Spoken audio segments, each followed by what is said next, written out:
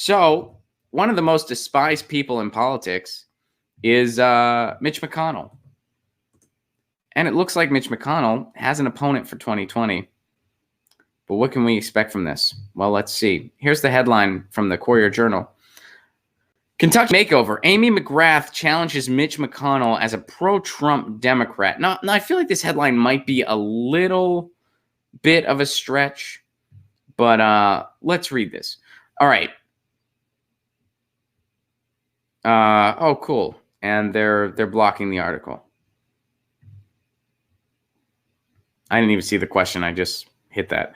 All right. Democrat Amy McGrath tried to make a new ally on Tuesday morning as she returned to Kentucky politics to challenge Republican Senate leader Mitch McConnell in the 2020 election. McConnell, she said, has prevented Donald Trump from accomplishing much of his agenda during the first 2.5 years in office. If you think about why Kentuckians voted for Trump, this is her quote, they wanted to drain the swamp, and Trump said he was going to do that. Trump promised to bring back jobs. He did say that. He promised to lower drug prices for so many Kentuckians. He did say that. And that is very important. McGrath, 44, embraced the president in a way that is bound to agitate some progressive voters, but it's an early window into her acknowledgement that Trump's popularity in the bluegrass state, where he pummeled Hillary Clinton by 30 percentage points, is nearly impenetrable. And you know what? Who stops them along the way? This is getting back to her quote. Who stops the president from doing these things? Mitch McConnell. And I think that's very important, and that's going to be my message. The things that Kentuckians voted for Trump for are not being done. He's not able to get it done because of Senator McConnell. That's what she's saying.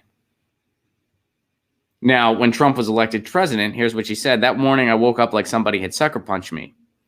I felt like, what just happened to my country? When reached for comment Tuesday afternoon, a McGrath campaign spokesperson said the candidate is ready to work with the president of any party who is willing to put the interest of working Kentucky families ahead of special interests. Republicans mocked McGrath's TV appearance. And apparently Trump described McGrath as an extreme liberal when he touched down in Kentucky last year to campaign for Representative Andy Barr. So I have a feeling this will for sure not work. I have a feeling this will for sure not work for her.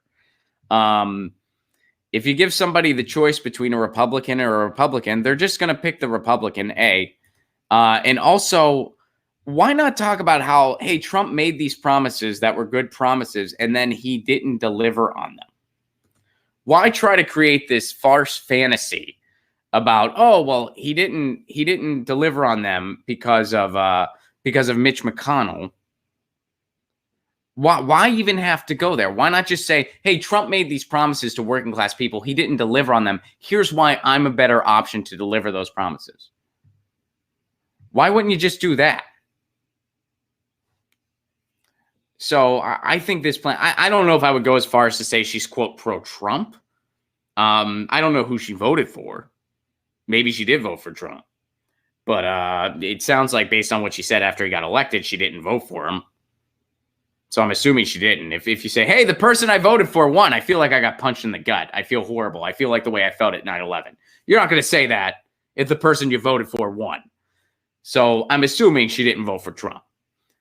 But trying to make this thing like, oh, he has these good ideas, Mitch McConnell's standing in the way of them. That is, first of all, a farce. Second of all, it's not going to work. Instead, say, hey, he said these good ideas, but it was just snake oil. It was snake oil. It was bullshit. It was a lie. And Mitch McConnell's a liar, too.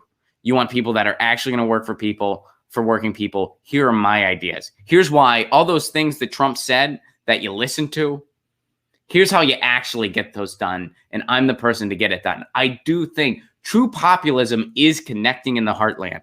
It is connecting in the heartland. You just have to have someone that knows how to do that messaging, and this is not the way to do it. This is not the way to do it. And by the way, second show that the Progressive Comedy Tour sold out, Louisville, Kentucky.